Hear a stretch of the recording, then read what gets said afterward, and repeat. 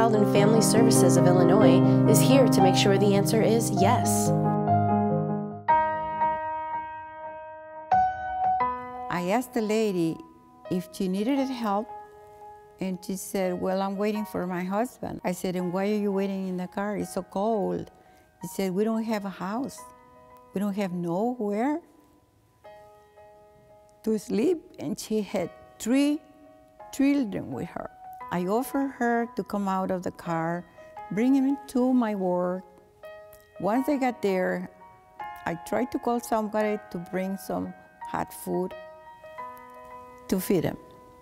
I also helped them to get another job. I also helped them. One of my friends had an apartment empty. She didn't charge me for 2 weeks until he found a job. So thank the Lord. This pantry is not only offering food, but it's offering them people and those children to one day be on their own, but with pride. A number of other pantries have closed. If this pantry will not exist, we are sending people to go hungry. Lutheran Child and Family Services has a big respect for our clients. We are giving them a hand up, but not a hand down. It's a big help. It's a big help. You know, I'm not working, so it's just a big help. It helps us, you know, keep us going and keeps food on the table.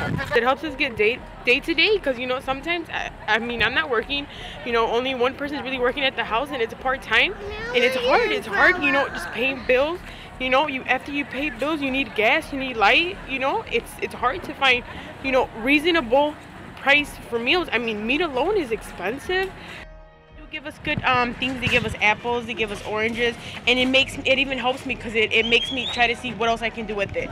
It helps me, you know, try to find other alternatives instead of potatoes and meat. How can I say? It doesn't make me happy that I'm coming here, but it gives me some sort of courage. It gives me some sort of positive that I gotta keep going. I gotta find other ways. It helps me to help myself, to help my family. I mean, it's not the best thing, but it helps me to become better.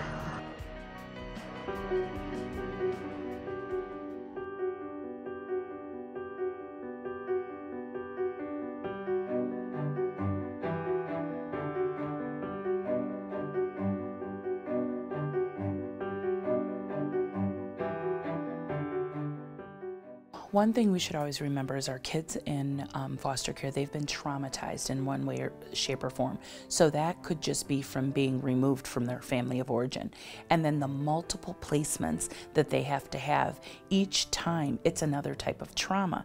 I actually left employment here so that it wouldn't be a conflict of interest, me working, you know, at the facility and wanting to take a child who once lived here. The one thing that I really appreciated about LCFS is they guided me through the process, because I had never been a foster parent before. I was 26 years old. I was very young, you know, but I knew what I wanted to do.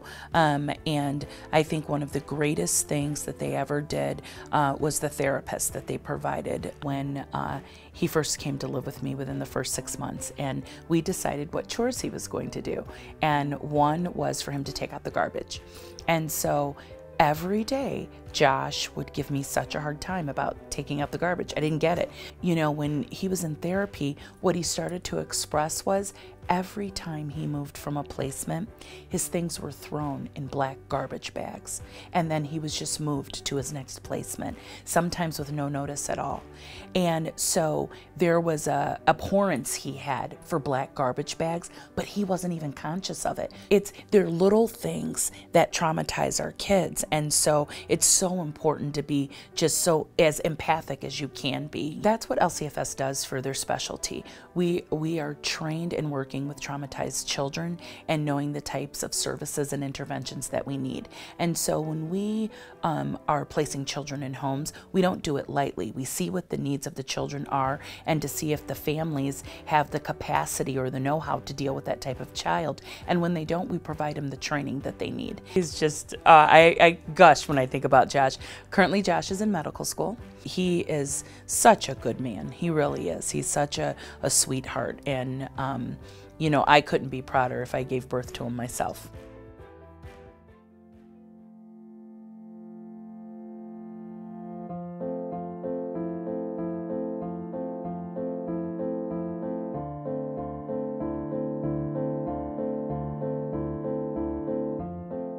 He's just something else. He's just very happy. We're still here. Mom and Dad are there. We're still here. Sitting here. We felt like, we had a lot of opportunity for him here.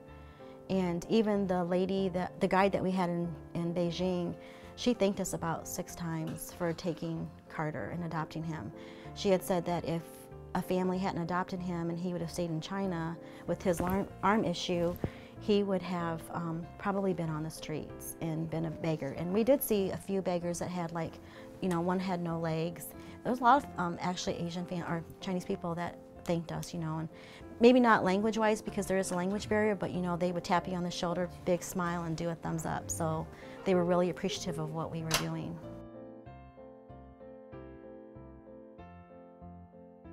You work with these people for a lot of years, and they become part of you for a while, and they're your support. They're the ones that are going to help you match with your baby and help you become a family. So you have to put every ounce of trust and well-being that you have into these people. And I think that there are times when if they hadn't been there, I don't know what I would have done. Lifelink helped us with our home study. So we did an extensive home study. They came in and made sure our home was child-proof and child-safe, and they did a lot of education with us to make sure that we knew how to incorporate Chinese culture into our house here at home. They provide a big family training, and they talk about services that you can utilize once you get home, like early intervention. And he's just brought so much to us. I know everybody always says, oh, he's lucky, but I feel like we're lucky that he that we have him, because he's just been everything for us. Total joy. He deserves a chance in life. We all have issues. His issues is an issue we can deal with.